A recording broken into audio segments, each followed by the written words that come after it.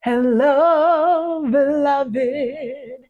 I am so glad you're here.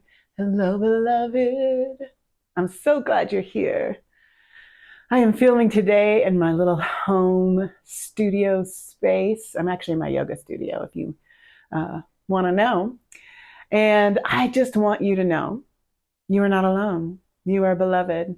You are beloved to me, even if we haven't met yet. And I want you to know that in this work we are doing to meet this harrowing moment in human life, in history, in this sweet thing we share together, this life we share, this heartbreaking life we share. You are not alone, and you are loved. And I want you to know, if you are in the Albuquerque area, you can connect with us in person on Sundays at 4 p.m. Go to our website, ABQCSL.org, to get the details. And if you are one of my online beloveds, I want you to know that you can connect with us as well. And if you want to learn more about how to do that, leave a comment, because there are lots of ways to do that. You can learn some on our website as well.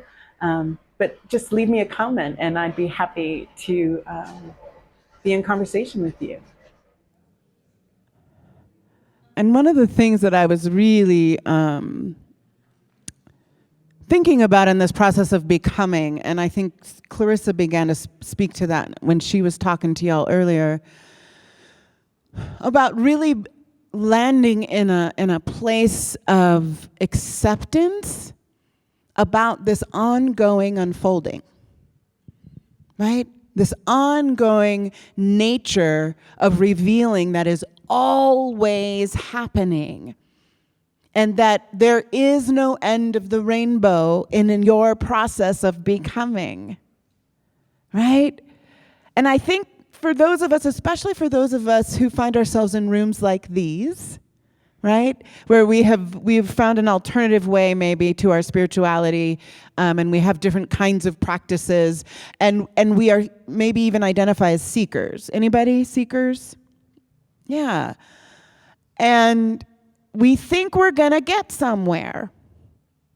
And we think we're gonna get somewhere and stay there. Right? Like, I found it. I found myself. I found the treasure. I found the place of acceptance. Yes! Anybody? Still waiting for that moment?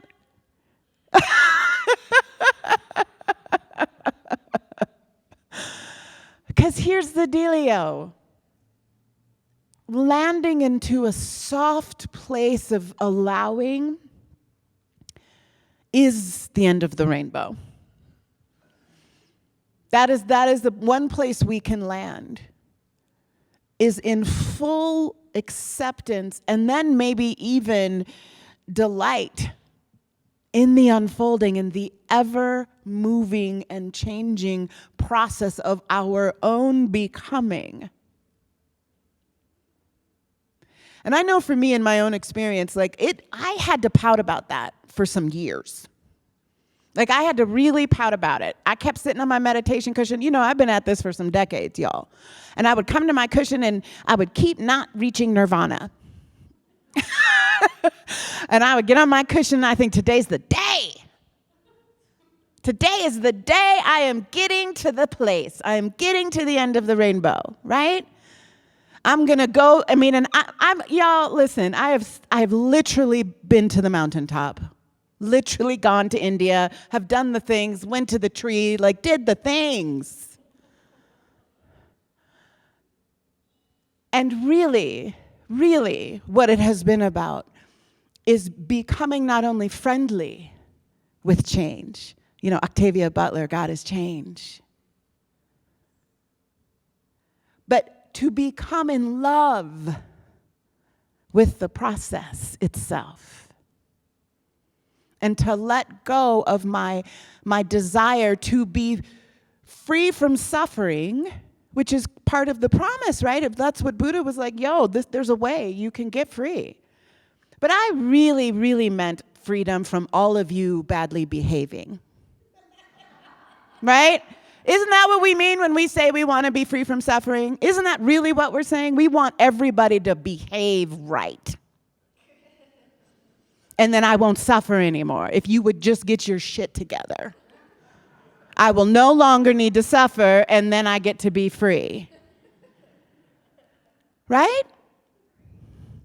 And so having to come to terms with this ever-moving thing called life, this ever-changing thing that continues to be messy, that continues to include pain, that continues to include a whole bunch of people's bad behavior, including my own, right? I can't even act right.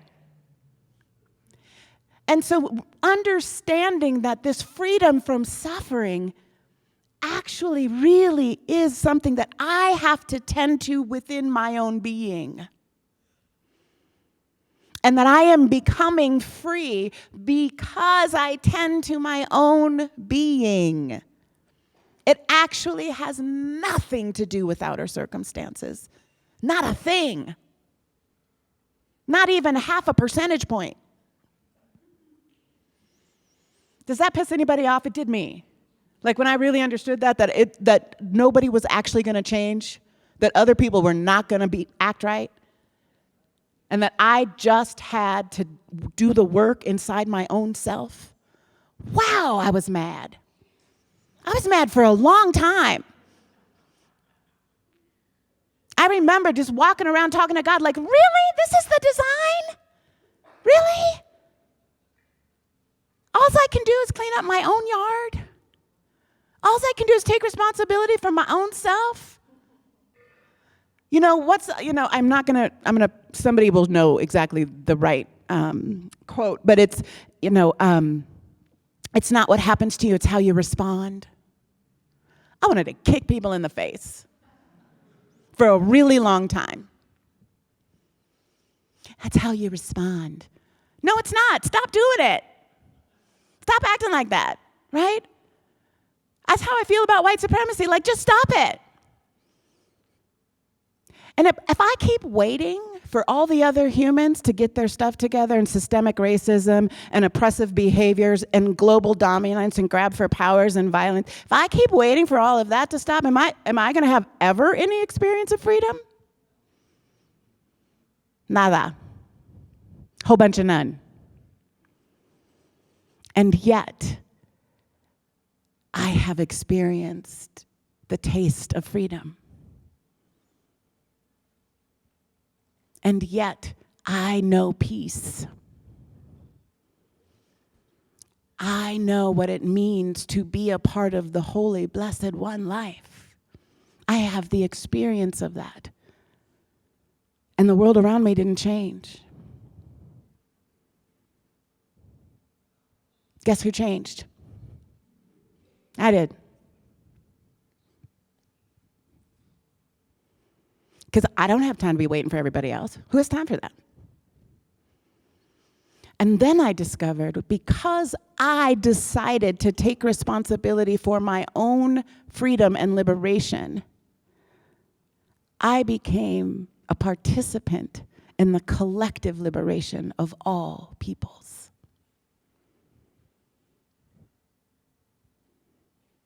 I began to be able to offer that peace. I began to be a presence of possibility because I was willing to share my process transparently and authentically with others. In my relationships, in my family, in this community. I let my messy be on blast, right? And because I do that, I share my process, we share our process of liberation and becoming in community. We now get to participate in the liberation and freedom of all the people. Do you follow me? And that includes beloveds online watching.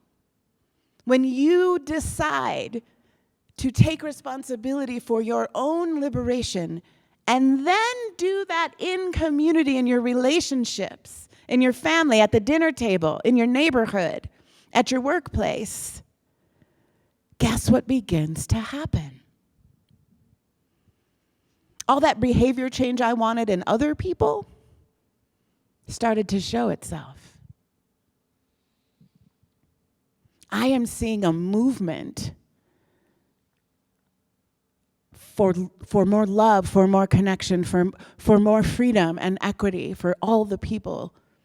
I am seeing, in my lifetime, a movement towards that I have never seen nor thought possible. Yes? Anybody else beginning to peep that? Beginning to feel the collective like, oh, they said they ain't doing that and they didn't do it. Oh, they walked out. They fully walked out. All those kids did not go to graduation at their university.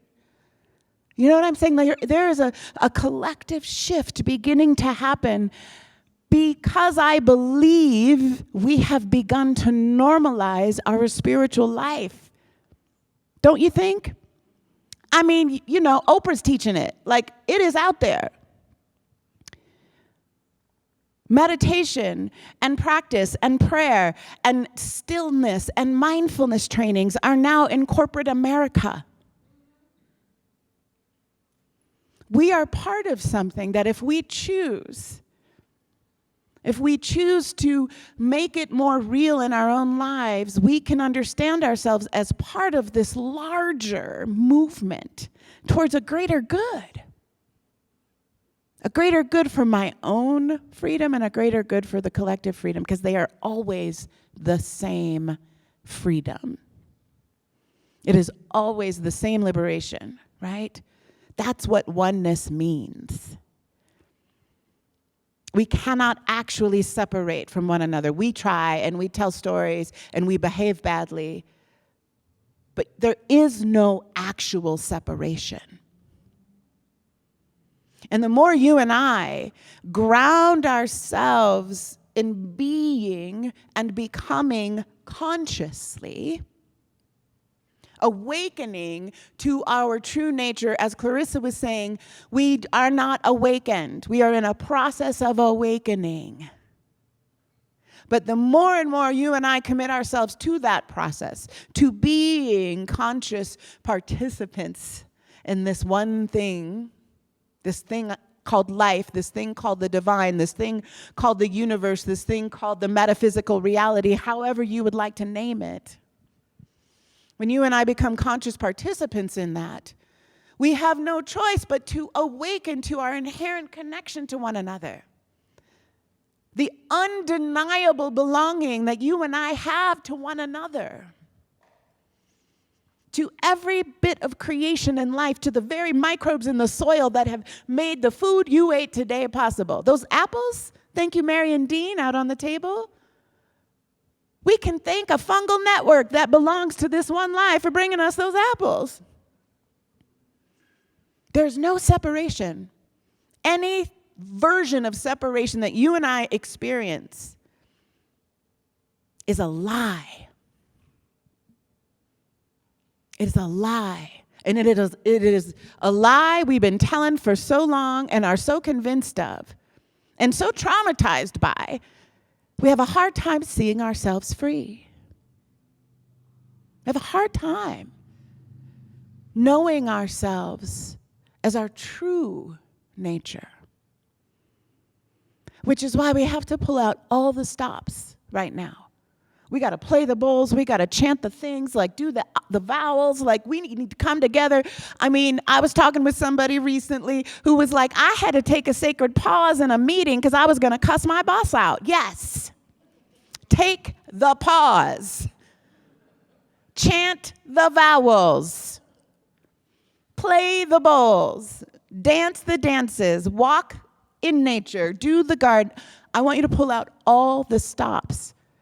Because we are at this incredible place in humanity's evolution where we have an opportunity to be a part of the unveiling of truth. That's what's going on around here. And you and I have been divinely appointed to have breath in our bodies on the planet at this time in history for a reason. You have a critical part to play in the unveiling that we are in the midst of. And here's the other thing that I didn't want to not mention today, is it's exhausting. Anybody tired? Tired in ways that you don't even quite understand why you're tired? Yeah. It's exhausting. And so rest is one of the practices I literally have wrapped into every series this year since I've come back from sabbatical. Because I even understood in my time away that rest now has to be a major part of our practice. And not the kind of rest that I think we're used to in this culture, which is numbing. Numbing and rest are not the same, right? Numbing ourselves with habits and addictions and binging shows and distractions and screens and doom scrolling is not rest. This time that we set aside today, where you just got to be with your breath, where you just got to chant some vowels and feel yourself, that is rest. That is rest. Which is why we are doubling down on these kinds of practices in this community, so that you have the tools you need to participate in this one life, in this incredible moment of transformation that is available to us. This incredible opportunity to participate in change and to be the place where love shows up more robustly than ever before. But you and I need to be up to the task, yes?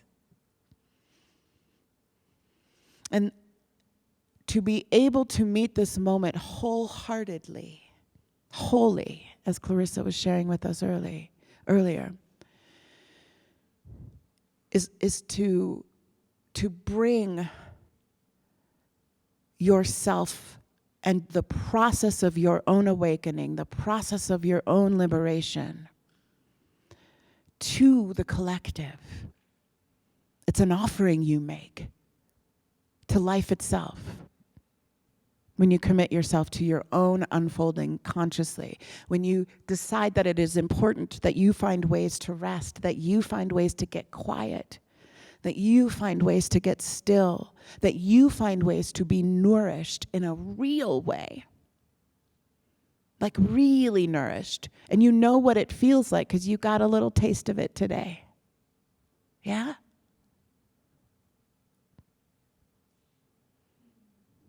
So take a moment again and take a deep breath and feel how you feel right now in this moment.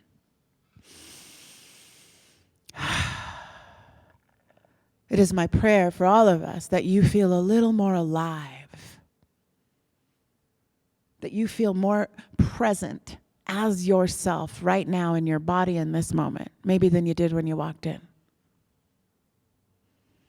And that this is the thing you get to offer to your community, to your relationships, to your workplaces, to your families, to your neighborhood. Is this you? We breathe the same air, we walk the same earth, we kiss the same sky. It's time that you and I got along better. In that spirit, can we close our eyes and breathe together, breathing the same air, knowing that there's only one power, one presence, one life. And that life is God's life.